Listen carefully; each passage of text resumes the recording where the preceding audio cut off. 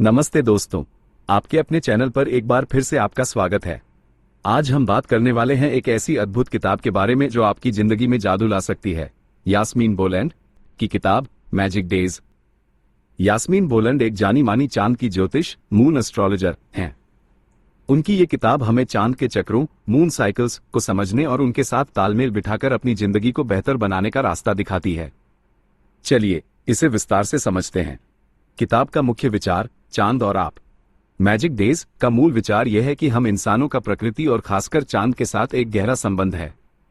जैसे चांद अलग अलग कलाओं फेजेस से गुजरता है, वैसे ही हमारी ऊर्जा और भावनाएं भी बदलती रहती हैं।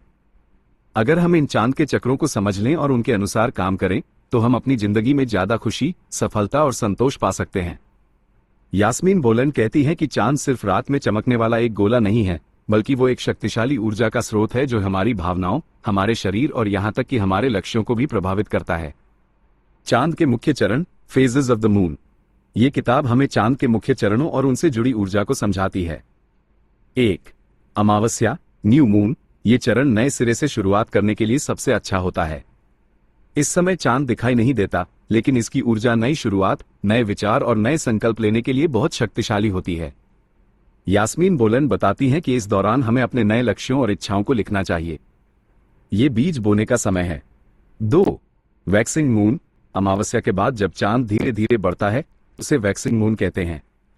ये चरण हमारे लक्ष्यों पर काम करने और उन्हें आगे बढ़ाने के लिए होता है।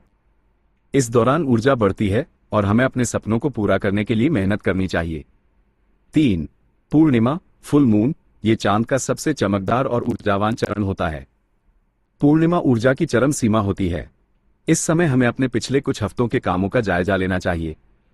अगर हमने कुछ गलतियां की हैं तो उन्हें ठीक करने का, और अगर कोई लक्ष्य पूरा हो गया है तो उसे सेलिब्रेट करने का समय है। इस समय भावनाएं भी तीव्र होती हैं। 4. Waning moon. पूर्णिमा के बाद जब चांद धीरे धीरे घटने लगता है उसे वैनिंग मून कहते हैं। ये चरण छोड़ने, साफ करने और आराम करने के लिए होता है। इस दौरान हमें उन चीजों को छोड़ देना चाहिए जो अब हमारे काम की नहीं है, चाहे वो पुरानी आदतें हों, रिश्ते हों या विचार। ये खुद को हल्का करने और अगले चक्र के लिए तैयार होने का समय है। मैजिक डेज का अभ्यास कैसे करें? यास्मीन बोलैंड इस किताब में सिर्फ जानकारी ही नहीं देती, बल्कि हमें व्यवहारिक अभ्यास, प्रैक्टिकल एक्सरसाइजेज भी बताती हैं कि कैसे हम चांद की ऊर्जा का उपयोग कर सकते हैं।